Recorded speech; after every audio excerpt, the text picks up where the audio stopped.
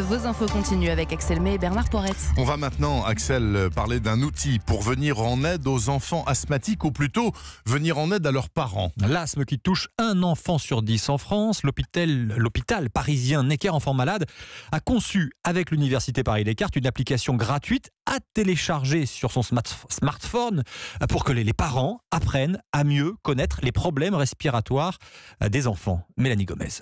Ces médecins sont partis d'un constat, 80% des parents d'enfants asthmatiques ont des difficultés à prendre en charge correctement une crise d'asthme à la maison. Du coup, ce que leur propose cette application, c'est justement de s'entraîner à les gérer virtuellement.